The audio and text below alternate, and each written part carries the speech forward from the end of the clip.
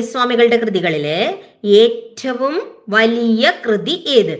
Correct, പ്രാചീന മലയാളം. പ്രാചീന മലയാളമാണ് ചട്ടമ്പി സ്വാമികളുടെ ഏറ്റവും വലിയ കൃതി. ഇത് മാത്രല്ല, ഒരുപാട് കൃതികൾ, അദ്വൈത ചിന്താ പദ്ധതി, കേരളത്തിലെ ദേശനാമങ്ങൾ, ആദിഭാഷ, അദ്വൈതവരം, മോക്ഷപ്രദീപഖണ്ഡനം, ഇതൊക്കെ നിങ്ങൾ മോക്ഷപ്രദീപഖണ്ഡനം ഒക്കെ കേട്ടിട്ടുണ്ടാവും. പ്രദീപഖണ്ഡനം, ജീവകാരുണ്യ നിരൂപണം, പുനർജന്മ നിരൂപണം എന്നിങ്ങനെ ധാരാളം കൃതികൾ അദ്ദേഹം എഴുതിയിട്ടുണ്ട്. നമുക്കതിലെ പ്രധാനപ്പെട്ട കാര്യങ്ങൾ മാത്രം ഒന്ന് പറഞ്ഞു പോവാം.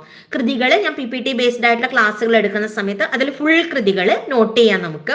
ഇപ്പൊ അത്രയും കൃതികൾ ഒരുമിച്ച് പറഞ്ഞു പോയിട്ട് കാര്യമില്ലല്ലോ. അതിൽ ഇമ്പോർട്ടന്റ് ആയിട്ടുള്ള കാര്യങ്ങൾ മാത്രം നമുക്ക് പറയാം. അതിലെ ഫസ്റ്റ് വൺ ഇതായിരുന്നു. ചട്ടമ്പി സ്വാമികളുടെ ഏറ്റവും വലിയ കൃതിയാണ് പ്രാചീന മലയാളം. പ്രാചീന മലയാളം എന്ന് പറയുന്നത് പരശുരാമന്റെ കേരള സൃഷ്ടി ബ്രാഹ്മണർക്ക് വേണ്ടി മാത്രമായിരുന്നു എന്നൊരു വാദം ഉണ്ടായിരുന്നു. പരശുരാമന്റെ കേരള സൃഷ്ടി ബ്രാഹ്മണർക്ക് വേണ്ടി മാത്രമായിരുന്നു എന്നൊരു വാദം ഉണ്ടായിരുന്നു. ആ വാദത്തെ പൊളിച്ചടുക്കിയ ഒരു കൃതിയാണ് പ്രാചീന മലയാളം. ഓക്കെ, അതായത് പരശുരാമന്റെ കേരള സൃഷ്ടി ബ്രാഹ്മണർക്ക് വേണ്ടി മാത്രമായിരുന്നു എന്നുള്ള ഒരു വാദം ഉണ്ടായിരുന്നു. അതിനെ ടോട്ടലി എഗെയിൻസ്റ്റ് ചെയ്ത ഒരു കൃതിയാണ് പ്രാചീന മലയാളം. പ്രാചീന കേരളത്തിൽ